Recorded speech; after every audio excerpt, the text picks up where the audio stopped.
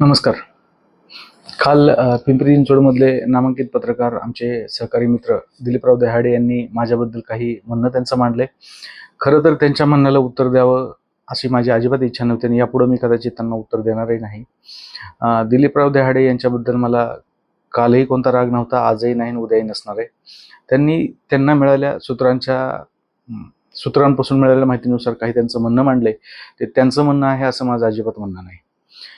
तर 2-3 गोष्टीवरच मी बोलणार आहे, कारण मलाही वेळ नाही. दिलीपराव, तुम्ही माझ्यावर बोलायचं, मी तुमच्यावर बोलायचं आणि जगाने तमाशा बघत बसायचं, असंच काहीतरी चाललेलं आहे. यापुढं तुम्ही याच्याबद्दल तुम्ही बोलला तर मी व्यक्त होणार नाही. 2-3 गोष्टीवरून मला फक्त सांगायचं की दिलीपराव दहाडेंनी सांगितलं की मी महिलांचे विनयभंग वगैरे करतो.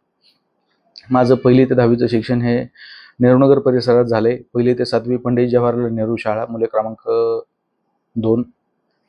8वी ते 10वी शिक्षण राजीव गांधी शाळेत झाले. 2001ची माझी 10वी आहे आणि माझी 11वी-12वी शिक्षण हे भारतीय जैन संघटना संत तुकाराम नगर या ठिकाणी झाले.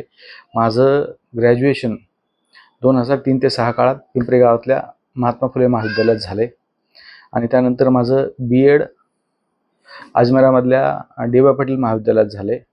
माझं LLB SNBP मधून झाले. माझ्यासोबत शिक्षण घेतलेल्या कोणत्याही परिचित मुलाला मुलीला तुम्ही माझ्या कॅरेक्टरबद्दल विचारपूस करू शकता, खात्री करू शकता की विनयभंग कोणाचा मी करावा असं मी व्यक्तिमत्व आहे का नाही. हे फक्त जग माझ्याबद्दल काय समज करून घेईल दिलीपराव दहाड्यांचं वक्तव्य बघून याचा खुलासा करण्यासाठी मी सांगतोय. दुसरी गोष्ट त्यांनी ही सांगितली की सय्यद नावाच्या एका महिलेचा मी विनयभंग केला आहे. तर सय्यद नावाच्या महिलेने माझ्याविरोधात विनयभंगाची तक्रार देण्याचा प्रयत्न केला होता, मात्र ती तक्रार खोटी आहे असं पोलिसांच्या लक्षात आल्याच्या नंतर पोलिसांनी अशी तक्रार दाखल करून घेतली की मी तिला शिवीगाळ केली.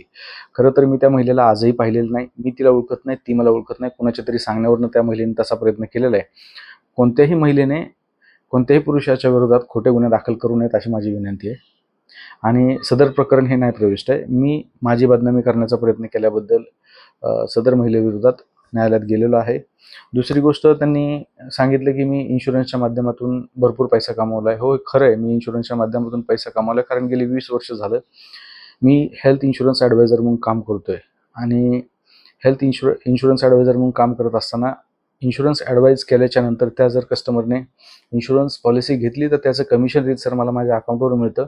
त्यातून माझा TDS कट होतो आणि 12 महिन्यातून एकदा फेब्रुवारी महिन्यात त्यातून ₹200 प्रोफेशनल टॅक्ससुद्धा कट होतो.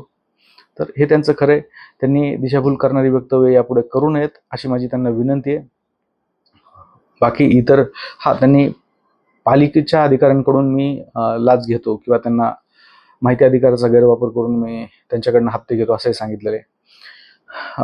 क क्षेत्रीय कार्यालय, ह क्षेत्रीय कार्यालय, ड क्षेत्रीय कार्यालय आणि अधूनमधून फ क्षेत्रीय कार्यालय 2 वर्षात मी या प्रत्येक जनसंवाद सभा हजर राहिलो आहे. तिथं मुद्दे मांडलेले आहेत.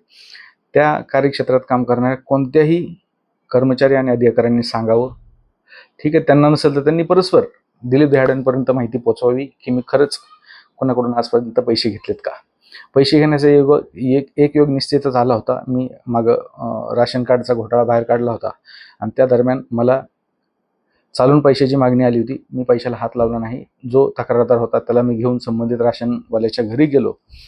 त्या राशनवाल्याने संबंधित तक्रारदाराची दिलगिरी व्यक्त केल्यानंतर मी प्रकरण तिथं थांबवून दिलं.